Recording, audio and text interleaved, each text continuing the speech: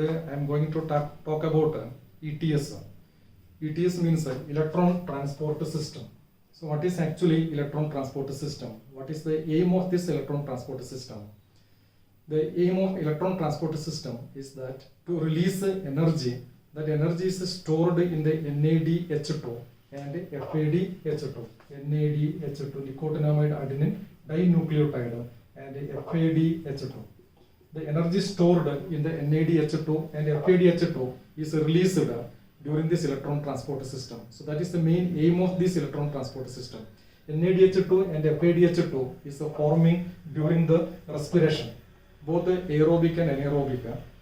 Glycolysis and Krebs cycle, this NADH2 and FADH2 is forming. The energy have to release from the NADH2 and FADH2. That is the aim of this electron transport system. So during the electron transport system, the energy present in the NADH2 and FADH2 is released by the oxidation of these two molecules. And finally, the electron is transferred to the molecular oxygen, and molecular oxygen undergoing reduction or the ionization, and this oxygen combines with the hydrogen and forming the water molecule. That water molecule is known as the metabolic water. So this electron transport system is actually taken place in the mitochondria. In the mitochondria, the inner wall, the outer side of the inner wall, that is the location of this electron transport system. So what are the electron carriers? During this electron transport system, electron is transporting from one carrier to another carrier, and finally this electron is given to the oxygen, and oxygen become ionized, and then water molecule is forming. So what are the electron carriers present in the electron transport system? I will take a few electron carriers. So already these electron carriers are shown in this diagram. So one of the electron carrier is the FMN. FMN means flavin mononucleotide. This is one of the electron carrier. Another electron carrier is the coenzyme Q. Coenzyme Q, or it is called a ubiquinone. Ubiquinone, or it is called a coenzyme Q. And third electron carrier is the sulfur-containing ion compound. And this sulfur-containing ion compound helping to transfer the electrons from one carrier to the another carrier.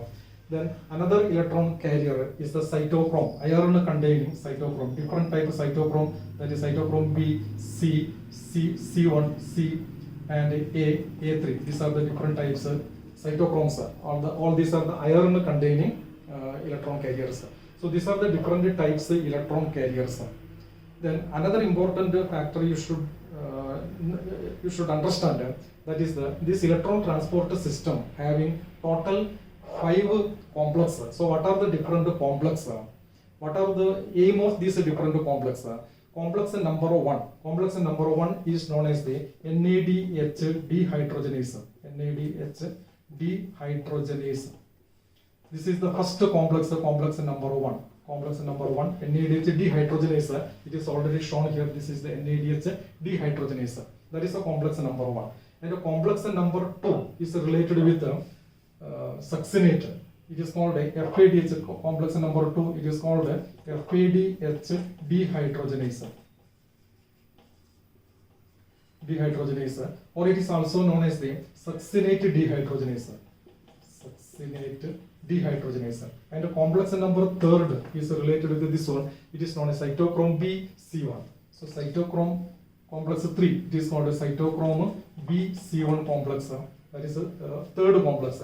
And fourth complex is coming here. This is the fourth complex, and this fourth complex involves cytochrome A3. So that forming it is called cytochrome oxidase complex. Cytochrome oxidase, and this cytochrome oxidase, or the fourth complex, third complex, and second complex, first complex is coupled with the fifth complex. That fifth complex is present here. That is known as the ATP synthase complex. ATP synthase complex, or it is called a ATPase complex. So like that, there are 5 different complexes, and these 5 different complexes having inhibitors. So by using this inhibitor, we can identify these different complexes. For example, the complex number 1, NADH dehydrogenase, it is actually inhibited by the retinol and amytal. Retinol and amytal. There are two chemical compounds. That is retinol and amytal. And these chemicals, this actually, it is just like an antibiotics. It will inhibit this first complex. And second, the complex number second, it is not actually inhibiting by any antibiotics or any other chemicals. And the complex third is known as cytochrome BC1. It is inhibited by antimycin and antibiotics, antimycin. And the complex number fourth, cytochrome AA3, it is inhibited by cyanide and carbon monoxide.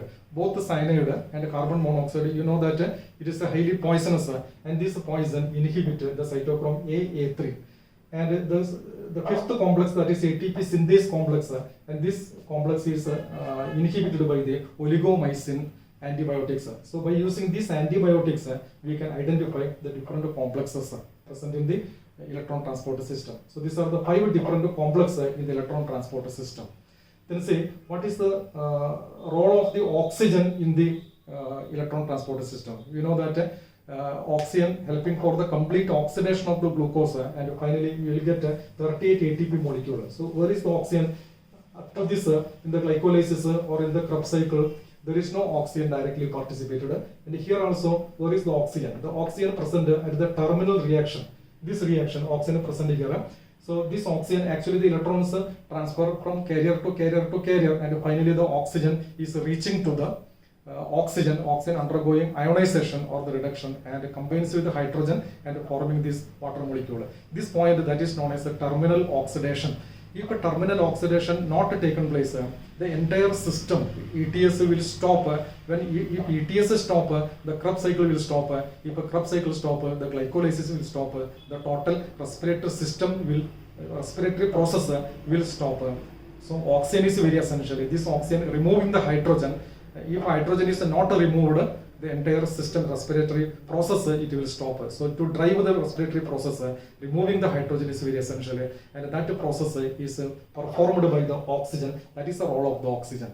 So, and cyanide, I told cyanide will inhibit the complex of fourth. So actually cyanide inhibiting at which stage? It actually inhibiting cytochrome oxidase. Cytochrome oxidase. Cytochrome oxidase. It is an enzyme. This cytochrome oxidase is helping for the oxidation of the A3. It is helping for the oxidation of the A3. At the same time, it is helping for the reduction of the oxygen. Oxygen become O minus. These two processes will stop if a cyanide is there. So if a cyanide is applied, the entire respiratory process will stop because it is affecting on the cytochrome oxidase. Means the terminal oxidation process will stop. That means the entire respiration, Krebs cycle, glycolysis, and all these will stop. So that is very dangerous, and within a fraction of a second, this cyanide will kill the animal. It is because of this process. But there are some plants. These plants can perform the alternative route if a cyanide is present there. For example, spinach, a plant, spinach and pea plant or Pisum sativum, pea plant. These two plants are a simple example. There are many plants. Two examples, spinach and pea plants. If a cyanide is present, it take an alternative route. So these plants are known as the cyanide resistant respiration. The process respiration taken place in this plant is known as the cyanide resistant respiration. Cyanide resistant respiration. Cyanide resistant respiration. Respiration taken place in the pea plant and spinach plant.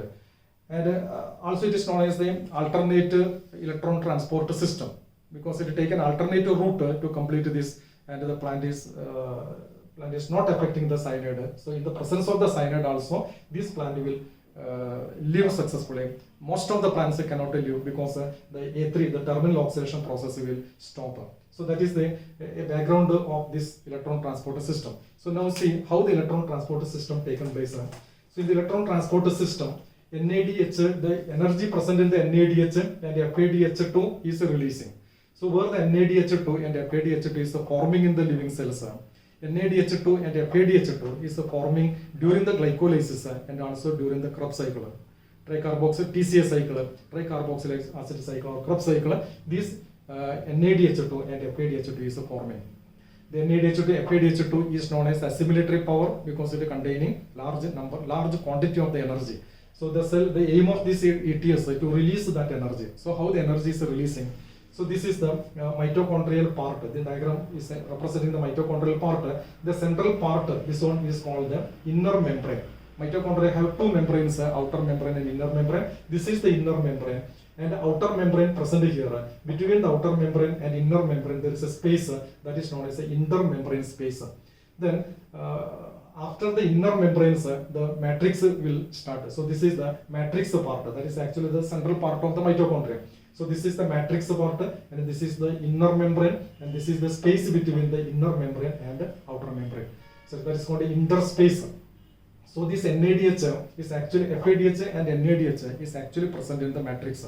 So this NADH, with the help of the NADH dehydrogenase, it undergoing the reduction and the hydrogen is releasing. So NADH converting into oxidized form NAD, and this hydrogen is released, and this hydrogen is actually split into hydrogen ions and electrons. This hydrogen ions is transporting into the inner membrane. When the hydrogen ion transport, not 2 hydrogen coming, actually 4 hydrogen is transporting into the inner membrane space. And the electron, what happens to this electron?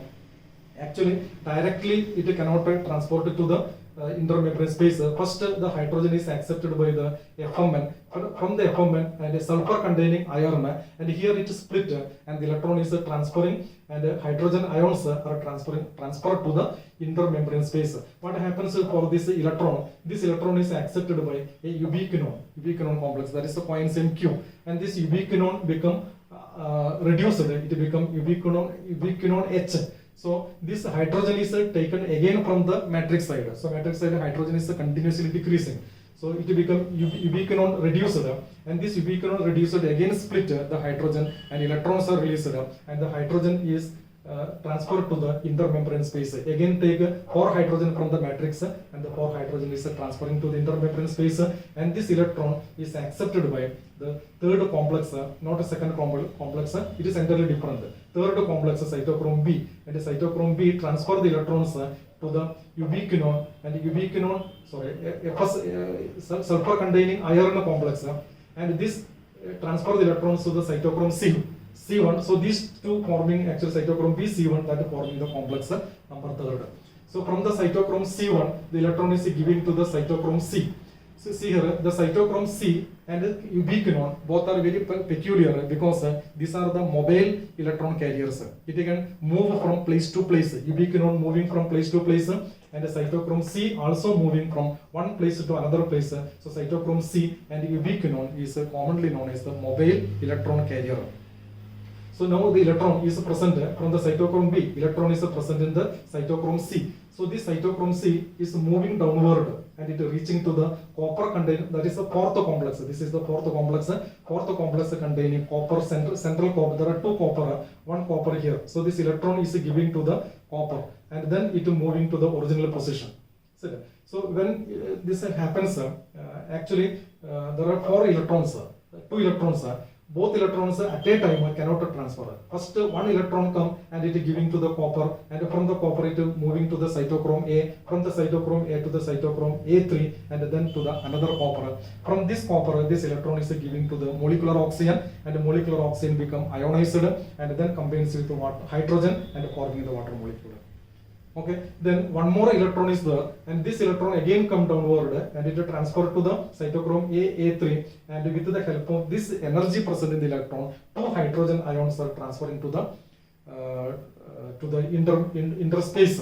Actually here 4 hydrogen are transferred because 2 electron having that much energy, and 4 hydrogen is transferred. Here also 2 electron have that much energy, and 4 hydrogen is transferred. Here only 1 electron used for the ionization of the oxygen, and with the help of the 1 electron, the energy is very less, and it transport only 2 hydrogen to this side.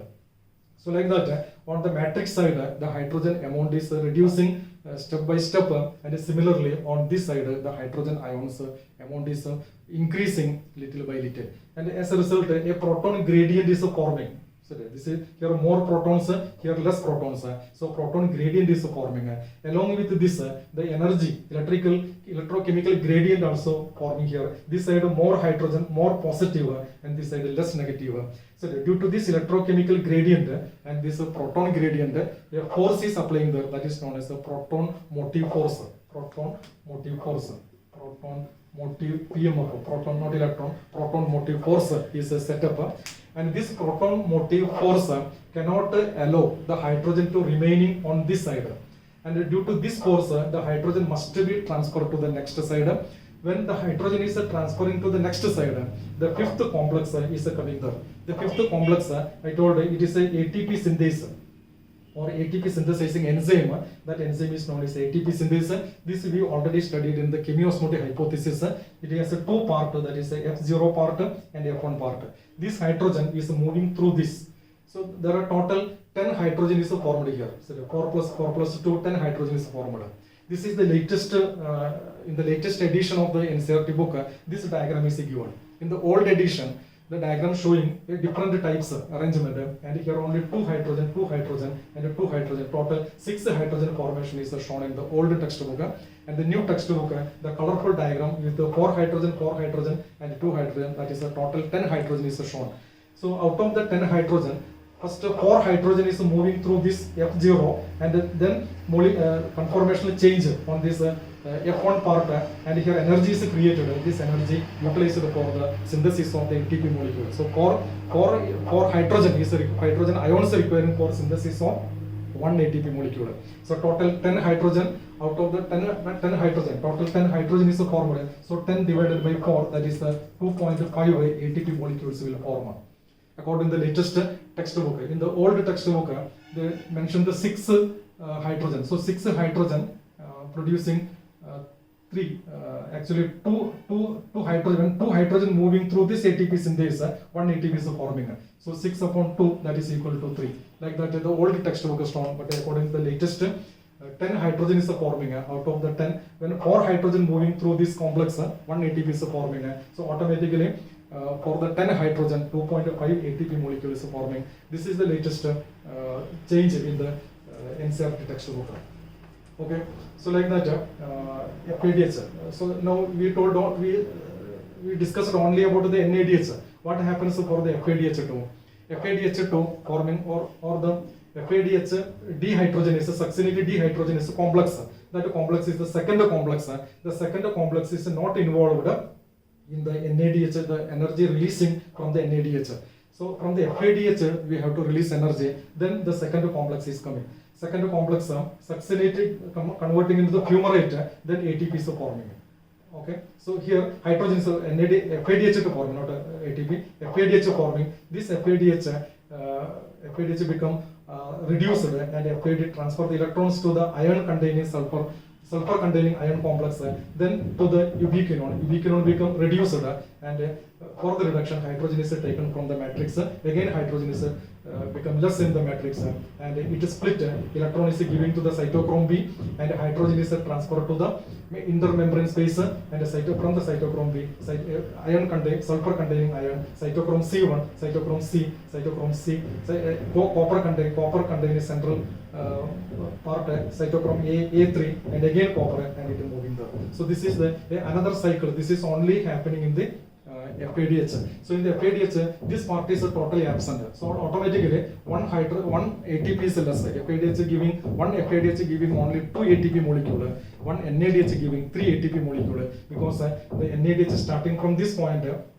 So it is giving 2.5 ATP, means 3 ATP molecules, and this FADH is starting from this point. So this is totally absent. So automatically 1 ATP is less. So FADH2 providing 2 ATP molecule, and NADH2 providing 3 ATP molecules, or 2.5 ATP molecules, and this giving 1.5 ATP molecules, because 4 plus 2, 6 divided by 4, that is equal to 1.5 ATP is providing.